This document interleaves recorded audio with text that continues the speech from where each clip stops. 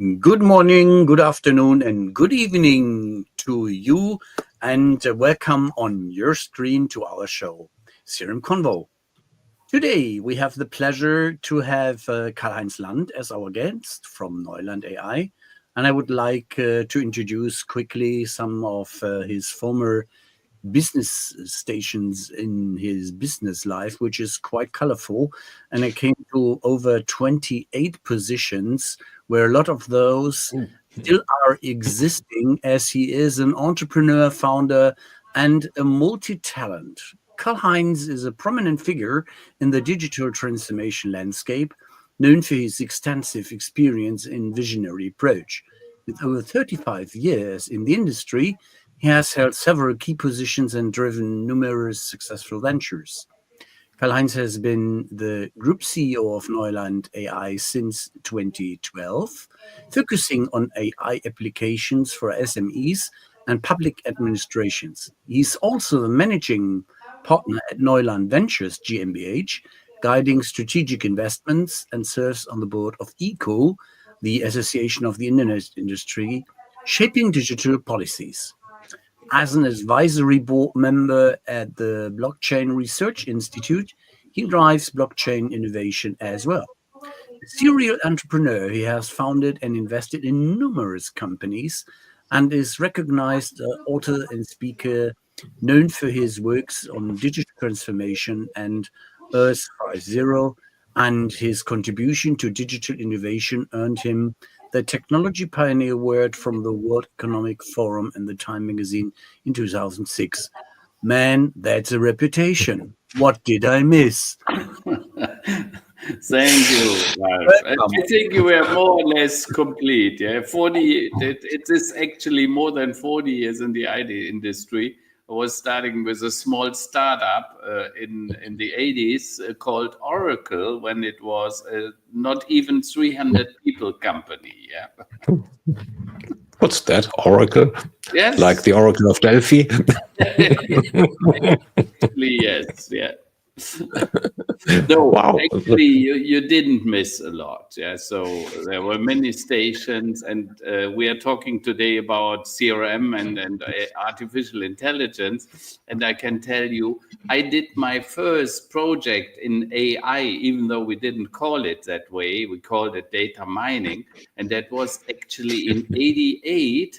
At Krupp Forschungsinstitut, so quite a while ago, because some people tell us today that artificial intelligence is something new, and I tell them, no, it's not really new. It's more than 40, 50 years old, actually. Yeah. Well, Eliza, when was Eliza? Mr. Weizenbaum's chatbot in what was 57? Yes, 1957. I think it was something before 60. So before I was born. So this is This is one of the points we also have with Michael Wu, often in the discussion, that the public awareness and the big hype, and that everybody's dogs can use it, is since 22. But before, it was, let's put it that way, existing, but a bit more complicated. And it needed not only sophisticated programmers and users, but it also needed some more brains to operate it and to get some useful results out of it. If it's don't want to be unpolite to the audience, but that is, from my perspective, a very important way to see through it. And stepping in, the AI transformation was since 22 with ChatGPT, a more public accessible version, revolutionary move and ease of use, and changed a lot. And with the future to be created content, property rights, and a lot of options, are also some questions arising. Now, in one quote I recall from one of your postings is 10 o'clock in the morning, ChatGPT is not operating, and the mid-market agencies and workforces are staying alone and do not know what to do. Instead, they only can play with their thumbs because their beloved AI is not present. Mm-hmm. I Go wanted Google. to drive Use the backup. Go Google. the perspective. What is your driver in that digital transformation and AI overall approach? What makes you tick? Why do you, with a certain enthusiasm, wake up in the morning and start your day? Okay. So, Ralph, we told it already. I'm in the IT industry since 40 years, and I was right in the middle of a storm. After my job at Oracle, I went to business objects, so analytics again, and then I went to a company called MicroStrategy. And maybe some of you know Michael Saylor, that was my direct boss. When MicroStrategy was a 45 employee company when I joined it, actually. And what happened in 1995, so some years later, the internet became reality. Yeah. And to be honest, I was working for MicroStrategy at that given point. And when in 2017, I was at the MIT, the Massachusetts Institute of Technology in Boston. I was at a conference called Artificial Intelligence and the Future of Work. Actually, why did I go to Boston and was watching this interesting conference? It was a small conference, 200 people or so, yeah. But all the biggies were there. Eric Schmidt from Google, Kai-Fu Lee from Microsoft, the boss of IBM, the Deep Blue boss. And I was listening, how could potentially artificial intelligence change the way we work? Yeah, and that was 2017. Nobody was there from Europe. I think I was the only person from Germany watching this conference, and it was quite interesting. And it became clear to me what is happening with these new transformer models, what was in a deep search project still, that is changing the way we work. And I said, okay, this time I will be there. I want to see how artificial intelligence is changing everything. And latest in 2020, when OpenAI was founded and Sam Altman became the CEO, 2 years later, GPT became available. And then with ChatGPT, it was clear AI is transforming the way we have seen it never before. Yeah, and that is the reason why I decided to go for artificial intelligence. I wanted to become part of the center of gravitation and see how we can use it. My book Earth 5.0, that was the reason why I joined this conference. I was just writing it and I said, okay, I need a chapter in the book describing why artificial intelligence is changing the way we work, we live, and we are doing things in the society. And that is why, yeah. For the how many time did AI change everything in 2017 and then again in 2022? I think at least we saw 3 really disruptive changes over the period of 5, 6, 7 years. Yeah. And it is, I call it, is really a revolution. And I call what is happening not only the transformation, it's for me the great transformation, the AI transformation, because AI is transforming everything we do, in a private life, but also in our business lives. Yeah? And many people have not understood that until today. Still, well, we heard that in the early 90s, late 80s, when I did my degree in computer science, and guess what, AI. we heard that after 57, after Weizenbaum had his ELISA live, we heard it when, well, what we now call advanced analytics, then predictive analytics came into life. So frankly, I'm getting sick of the term. What's the difference this time? And by the way, starting from the beginning, what's your definition of AI? That's a good question. At the moment, what we are doing at Neuland, on one hand, we became a system integrator. So we develop artificial intelligence solutions for customer service application in the space of offer and proposal management, tender management, but also customer service and so on. So that is the way where we really develop applications. And today, after just 16 months, we have 65 customers. We generated roughly a little bit more than 2.5–3 million in revenue for the company, which is for a startup quite good and quite nicely, especially when you do it profitable. But on the other hand, it was clear that artificial intelligence is not always reliable, it's not trustworthy. So when you speak to GPT, a lot of the results you get are not trustworthy, and that's not acceptable for companies. And so we decided what is needed is a platform, an AI management platform, to make sure that your results are trustworthy, they are secure, and they are reliable. Yeah. And by the way, also legally compliant, which is also not too bad for a company. Yeah. So we developed a platform, we call it the Neuland.AI hub. And what we developed was, the term of the large language model. So one of the big trends was the big transformer models. And what we have developed on top of the LLMs is what we call a DHLM, a dynamic hybrid language model. And this is what we have developed, and it's patent pending. So we created a patent around that, because we believe that the future is not larger language models, but better predictable and reliable systems which are trustworthy.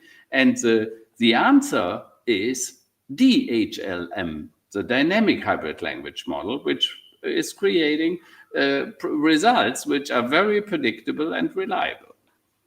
So what is the dynamic and hybrid meaning in this abbreviation?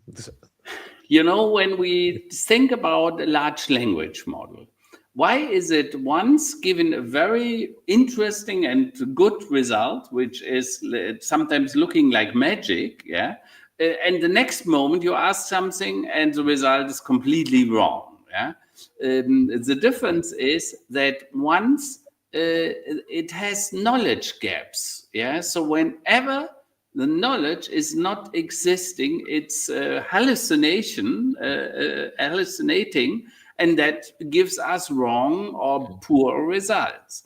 And so what we thought, what we have to do is we have to create a technology which always makes sure that the knowledge is behind, so that we close the knowledge gaps in the application.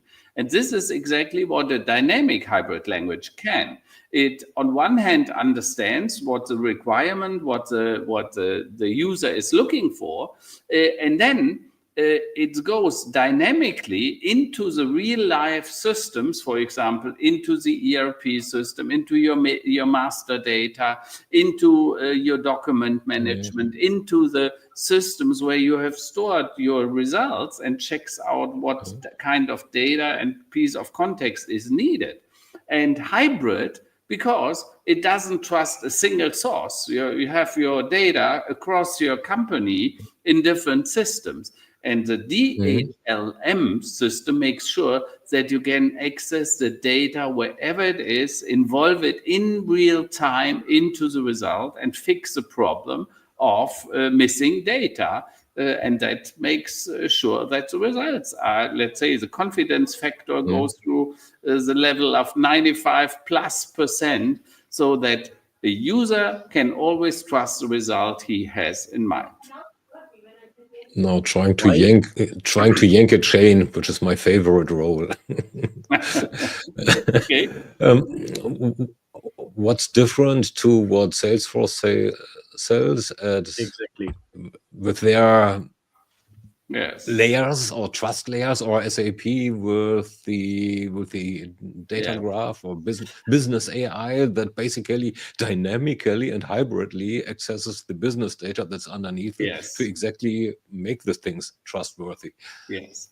The difference is that we are not trying to optimize a silo. So all the vendors, SAP and Salesforce and so forth, they try to solve their problems in their systems, in the CRM system, in the ERP system, and so on. But what we going to do, and that is what I call a complex process layer. So we instead of solving the issue in the system, so in SAP or in Salesforce, we build a process layer ahead of those systems, which is agile and can access the data whenever it is needed. So we have not to restore the data, so we leave it where it is and can include the results and the data, the context, at a runtime into the system. And this allows something. We have some customers where the master data, the ERP system is responsible to handle the master data, the CRM in Salesforce, or there is a service management like ServiceNow company and so on. And our process layer is going through all this system and telling the customer and the service exactly the data what is needed and can, let's say, accomplish a system completion which it would not be necessary just by looking into the ERP or the Salesforce system. And that is something which is, I think, quite new. Okay, then let me yank a little further. So there are two ways of getting data consistency. One is, well, put them into one bucket, and the other one is have a, let's say, a virtual bucket around it. Let's call it a data graph. So, how if you don't do a variant of either of these, then you very likely have conflicting data. So how do you deal with that? So what we are doing, we are building a knowledge graph, a corporate knowledge graph for our clients, or a corporate knowledge ontology, if you want, on a semantical level. So we have created in our technology several parts. One thing is what we call the ontology builder. So that is, you put all your data in it. It's now getting into a map of your visual map of your knowledge. So you call it corporate knowledge graph. And on top of this, we have a micro selection engine and an excellence prompt engine. The micro selection engine, that's what an employee would normally do. You have a folder, 100 meter of folders and files, and the employee knows exactly, if I'm looking for this exact data, I go to this folder, take it, and blow through it, and then on page 13 and 14, I find the result I need. This is what the micro selection engine does. Instead of using the large context windows and putting up 2,000 pages of context into the results, which is normally quite good for good results, but the issue is you pay 1 million tokens with each request. That it's getting quite expensive. So what we do, we instead of building a 1 million token query, we build a two tokens query. And then the next issue is you need a perfect prompt. And normally people are tending to be lazy and they write a one-liner prompt, and we know what that means. The result is not very, let's say, accurate. But our excellence prompting engine knows exactly the context because it knows the micro selection engine. It knows then the prompt, and it is expanding a prompt to, let's say, 20 pages. So with all the detailed data, which norms and methods are available and so on.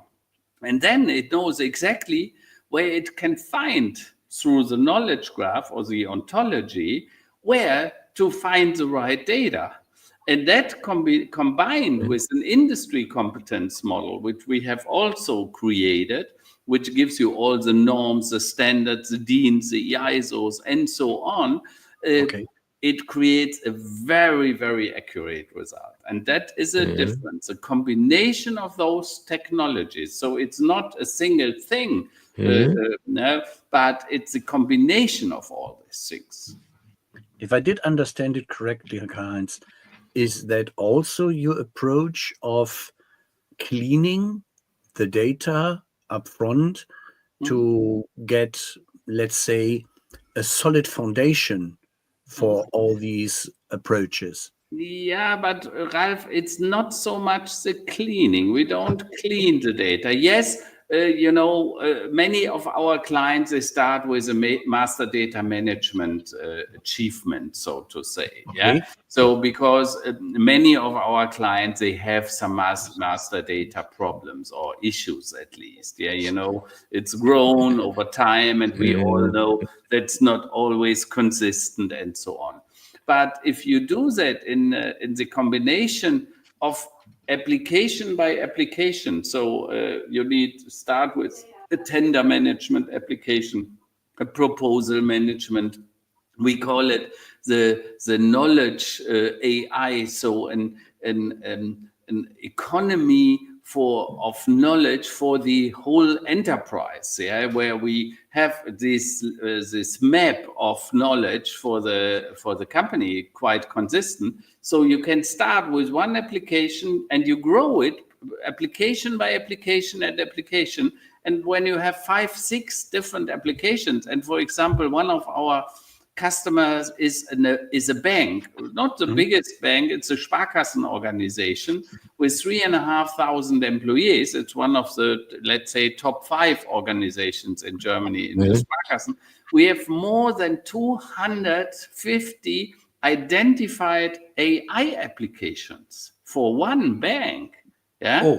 So, and then it gets clear that yes, you start somewhere, but the longest journey is starting by the first steps. Yeah. So, and when you have application number 1, it's quite, let's say, not complete. But if you are going and heading to application number 20, your data is getting cleaner and cleaner and cleaner, and that's the way. And the map of your knowledge in the company is quite impressive after 10 applications. That is what we have learned. Okay. Now I catch a bit the ball a bit easier. Yeah. Okay. We slice the elephant in small slices, and the beauty is, until today, for example, we have created for the Institute of the German Economy, so the IW in Germany, for Professor Hüter, we have created a knowledge application for the whole institute. And they had, in 25 years, they have developed more than 10,000 studies about economy, energy cost, corona, and the impact on the industry, and so on. And we put all these 10,000 studies into the ontology for the IV. And now Professor Hüter can ask everything. Yeah. And in the future, he can say, okay, show me what was the impact on energy prices and the steel industry in combination with change of automotive industry to electricity, mobile electricity, and so on. And he gets a consistent result now. Yeah. And that is only because of the ontology or the corporate knowledge graph, how Thomas would call it, behind the scene, because the knowledge graph is way undervalued in the whole story today, because many companies don't have an idea what a knowledge graph or an ontology, enterprise ontology for AI can have for benefits. And then the next question is, how do you handle it? How do you handle such a huge knowledge graph and a huge knowledge center? And that is why we have created our architecture and the patterns around it, because it was clear there are not too many ways which are leading to reliable results. Basically almost needs an AI to deal with the ontology because it's changing all the time. We are even using the AI to create the ontology, because the ontology generator is an AI generator who creates out of your knowledge knowledge dictionary, if you want. You have been in so many elephant-like projects which you slice the elephant piece by piece. There must be also the typical questions of, will this pay off if there is not even ROI?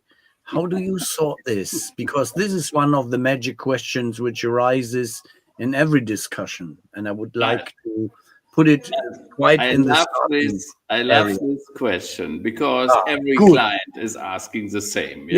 Okay. Mr. Land, you are telling these beautiful stories. We cannot even imagine that it's going to work. None of our projects has taken more than 3 months from start to finish.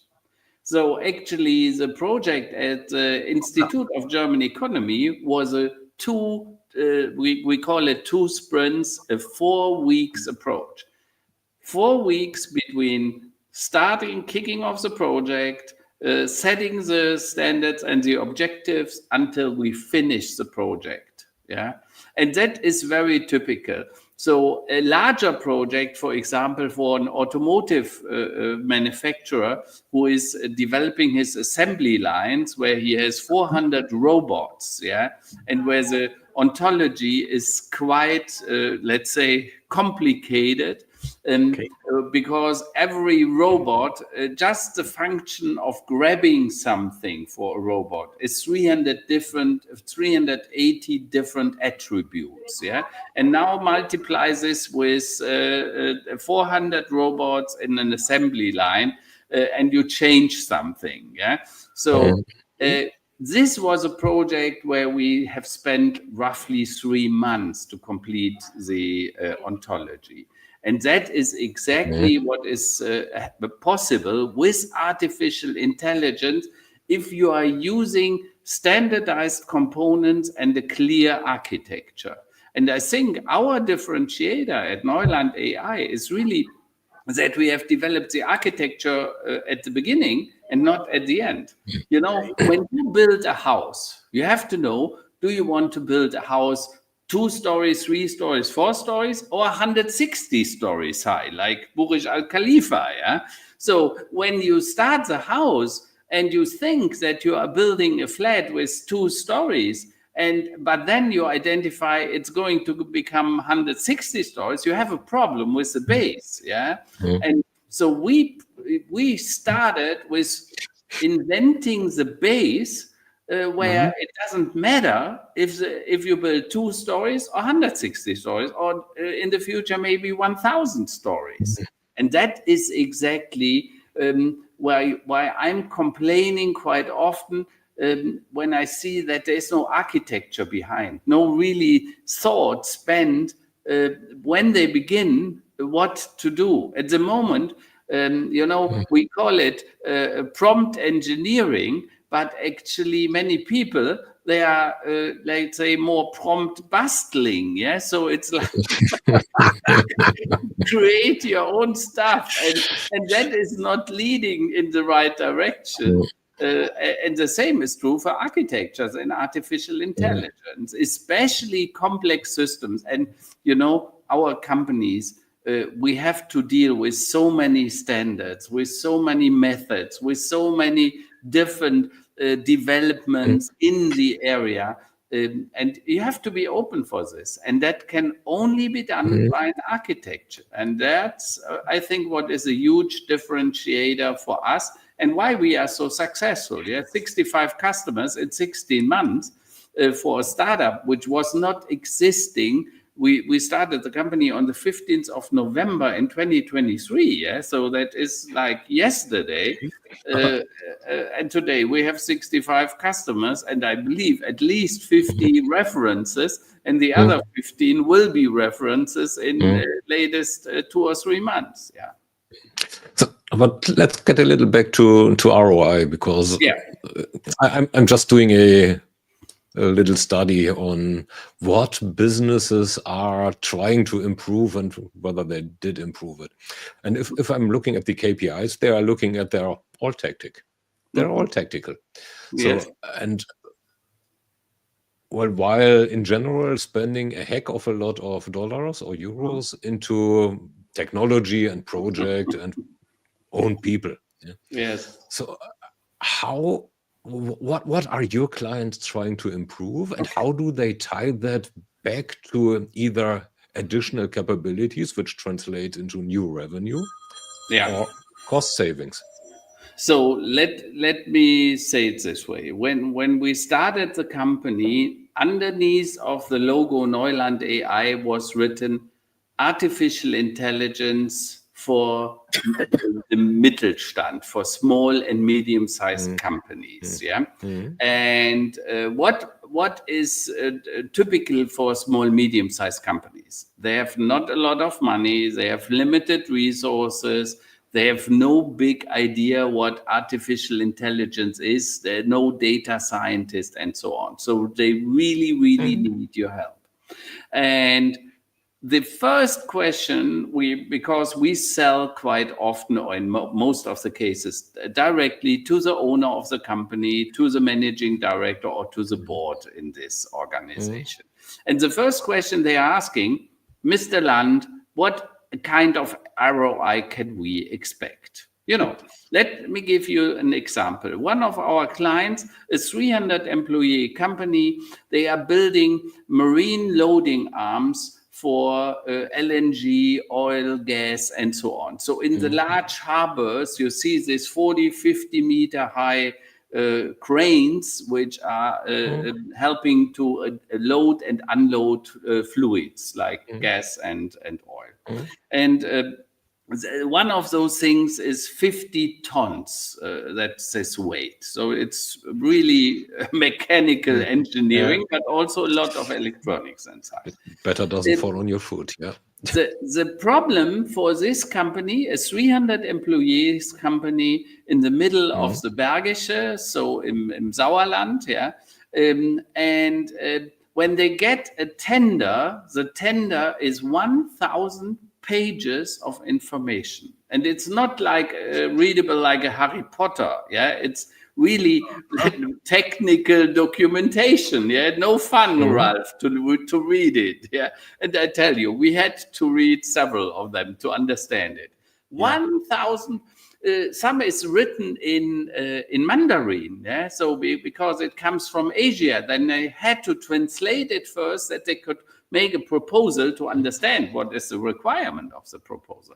And then 5 engineers, they had to go through this proposal, cut it into small slices, and over 4 or 5 weeks, they were able to create a proposal for the client. So 5 engineers, 4 or 5 weeks of work until they had the tender. Today, the company needs 20 minutes. And then the 5 engineers goes 20 minutes, yeah?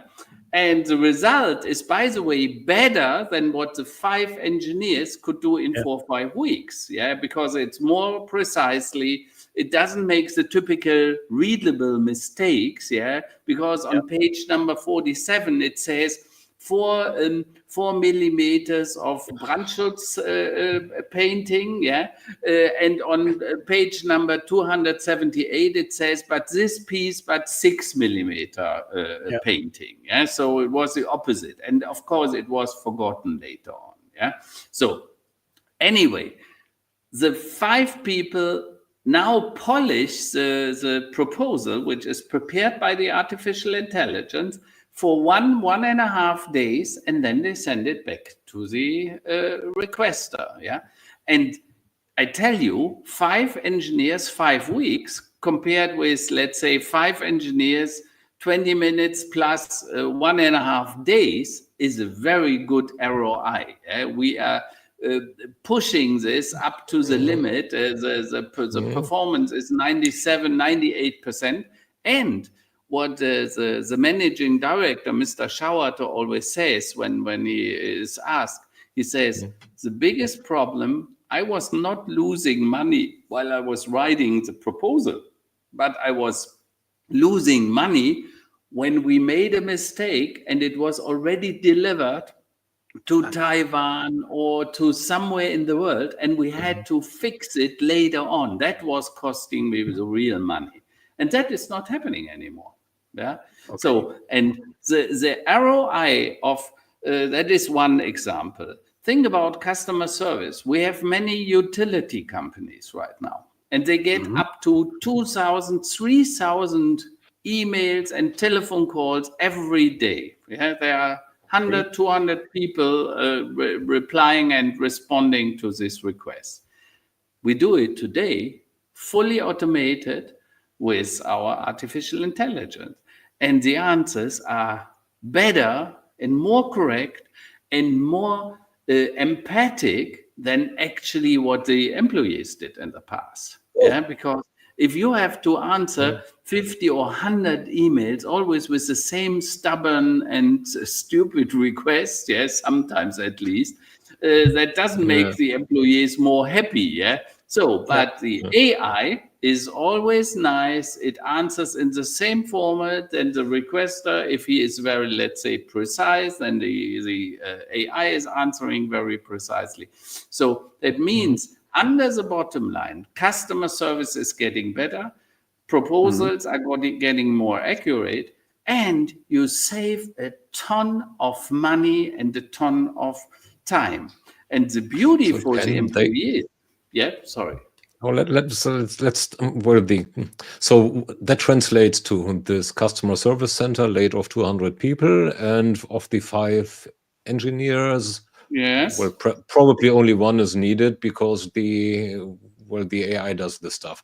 So because the ROI comes in only, well, 1 piece is less errors, that's fine. But in general, the system costs some money, and the people are still there. They still cost money. So the ROI comes in if those 5 people do something else. For example, well, was it 2 weeks versus 1 day? So 10 times as many proposals, or well, do design engineer work? Thomas, none of our customers so far has fired an employee. Why? Because Mark that one. Mark that one. Yes. That is important information. We call AI not artificial intelligence. We call it collaborative intelligence, which, by the way, in Germany works better than in the US, because AI in Germany is KI, for artificial intelligence. The beauty is it helps and supports the workers by their routine work. It cannot think because we have machine learning. We all know that, But it's very good to do the routine work so that the worker can do his job again. Because the engineer was never hired to do tender management, The engineer was hired to develop the new systems, bring it forward. And each of our clients is growing. They have planned, some of those companies are growing by 200 and 300% over the next 4 or 5 years, And that is their objective. And just to let you know, this marine loading arm company is acting globally, and most of the competitors are not based in Germany. They are based in Asia, in China. They have better prices for steel. They have the loan cost, the work cost. The cost for workers is, of course, way lower. And so he said, the managing director, I cannot become the price leader. But what I can do the quality and the performance leader.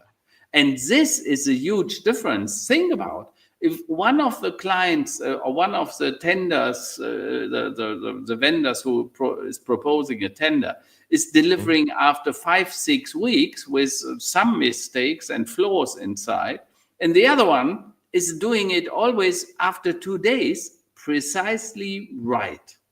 What do you think happens after you have received 2 or 3 tenders and check out who would you trust? Yeah, and I think that this makes a huge difference. We have to have applications and artificial intelligence trained so perfectly that they are developing results which are better than what would have humans could deliver. And that is exactly what we do.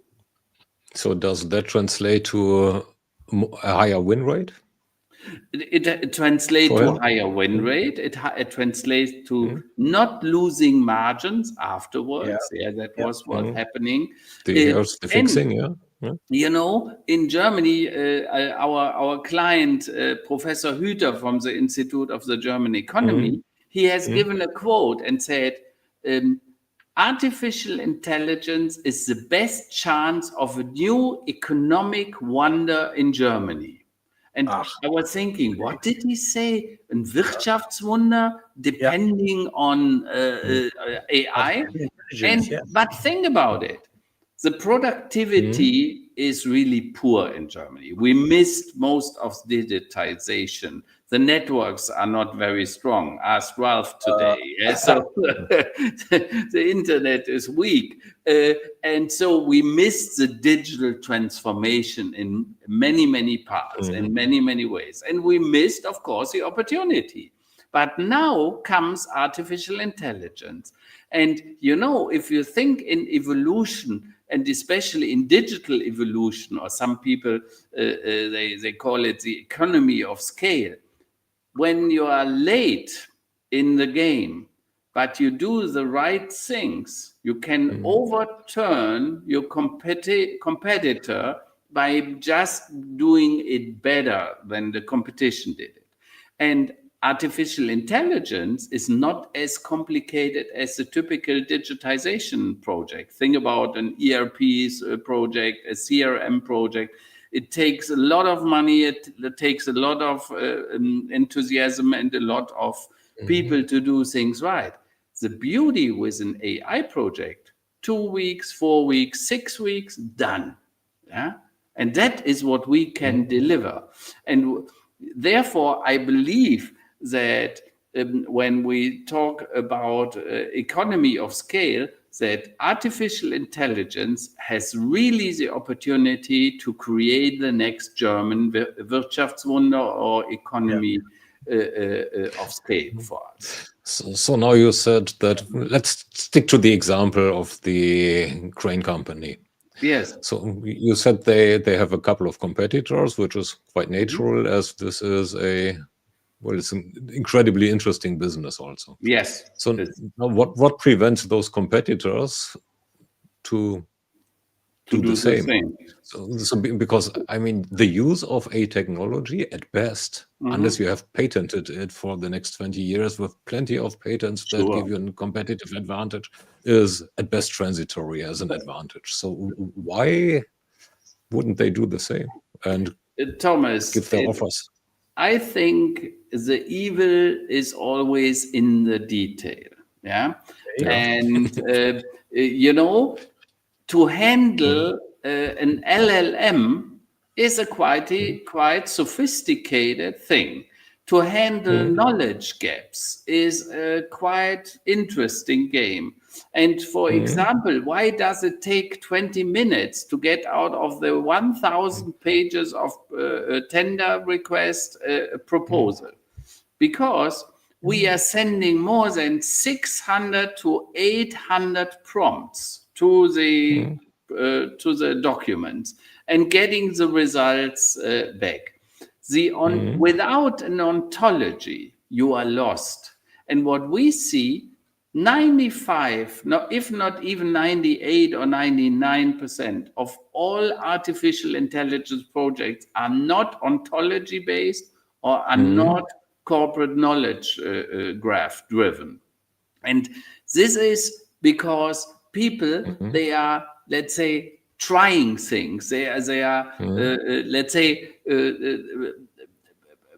generating systems, identifying a fault.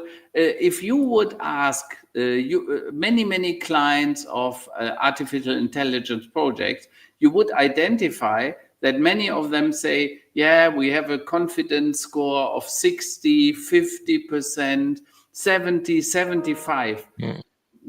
Most of the projects fail. I think I saw a study yesterday, 75% of all artificial intelligence projects fail because they never could come to a confidence score which was beneficial for the users. And think about a system which every second query, every second question is wrongly answered. Nobody is using it anymore. Yeah. So, and that is why trustworthiness is so important. And our systems are trustworthy. Yeah. I would like to drive into, as Thomas placed the tactical aspect, whereas the strategic aspects, step 1, step 2, what are the KPIs your customer are checking and challenging, and which of those KPIs they check on to measure ROI and effectiveness and efficiency, do they utilize? And the third one would be in the sectors, where did you have the most benefits seen so far in your projects of the 65 organizations? I would say, Ralph, what people are looking for first in the first run is trustworthiness. Is the result trustworthy or is it not? And that means that it's what I call the confidence score. Is it above 95, 97%? You know that the result is right, or is it not? Second, is it secure? Secure means in several ways secure. So first of all, is it predictable? Is it, let's say, repeatable?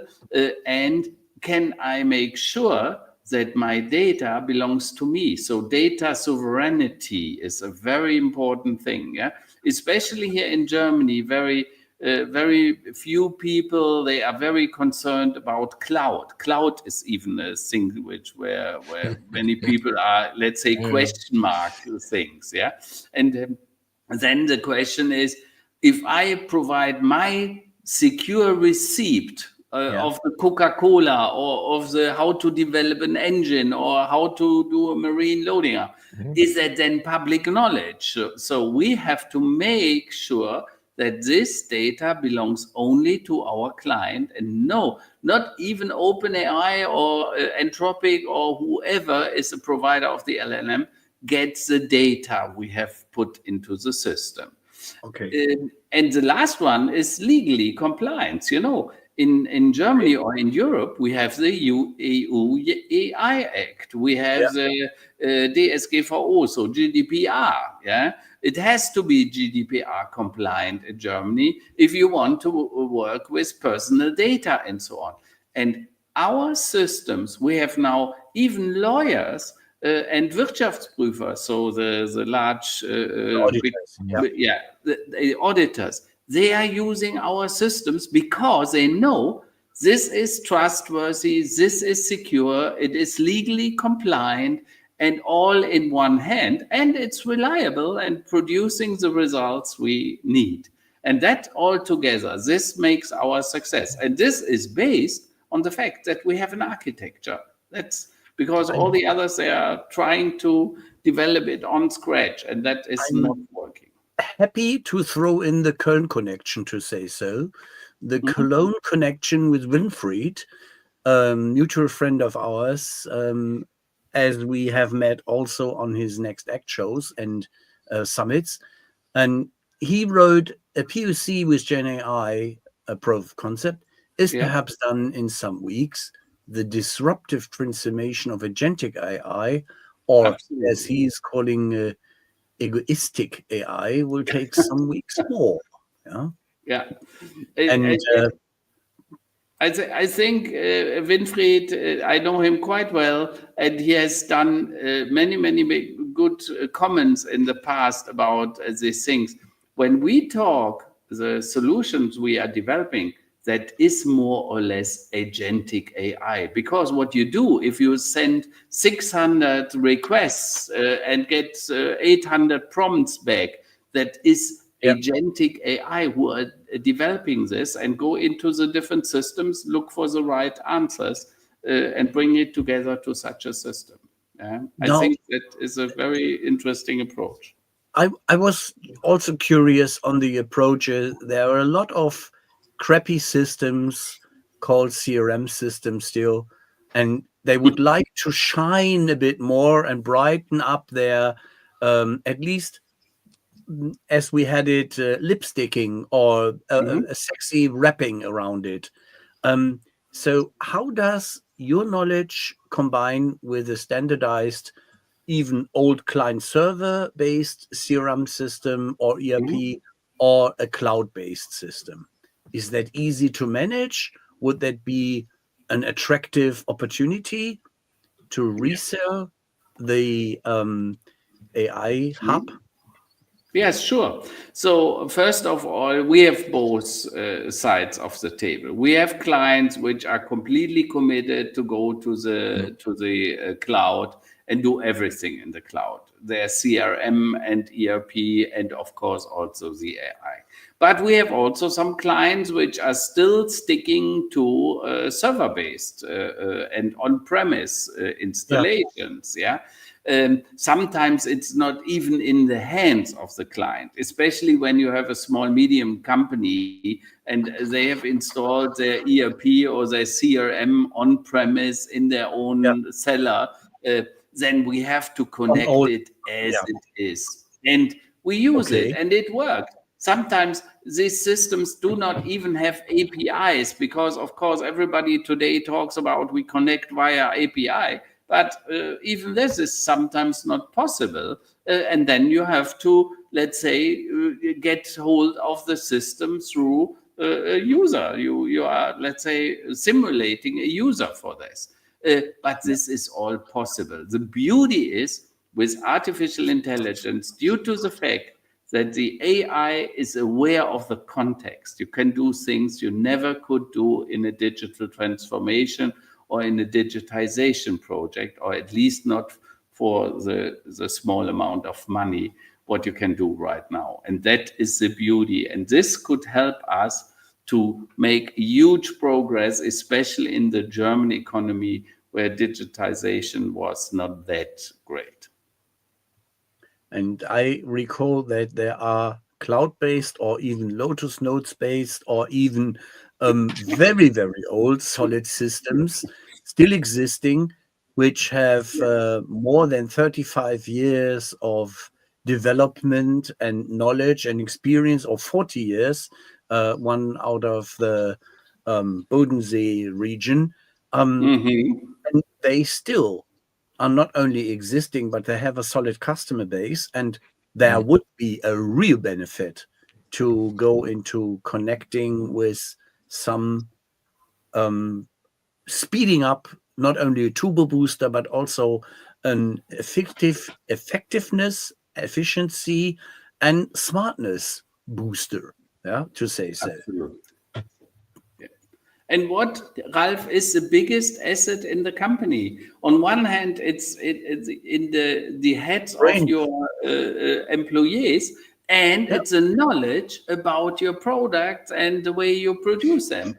And now with AI, you can manage that way more productive. And that is the reason why Mr. Hüter says this is the biggest opportunity to have a new economic wonder. Yeah. And I fully agree. He is right. I'm happy to accept that point of view, as what we had recently in some consultancy challenges as a side question is, how do we keep the knowledge in the organization if people are leaving or fired, like in the US, Sure. which is a hobby? The knowledge is lost. Yes, And sure. it's not only the repetitive jobs which are going to the market or off the road or going south. It is that precious, not easy to access again knowledge is Yes. gone. Yeah, Absolutely. preserve this, to archive this, to keep it vivid, up and running. That could Yes. be an extra benefit. So I take that point. And it is, yeah, especially now with geburtenstarken Jahrgänge, so with baby boomers now going into retirement, yeah. So the problem is not that we cannot find the specialist and expert, but you cannot find them in this in the scale you need them. And especially, how can you transfer the knowledge from the old leaving people into the new ones? And the point is the knowledge graph in your company, the ontology about your knowledge in your enterprise. And this is exactly what we are going to provide.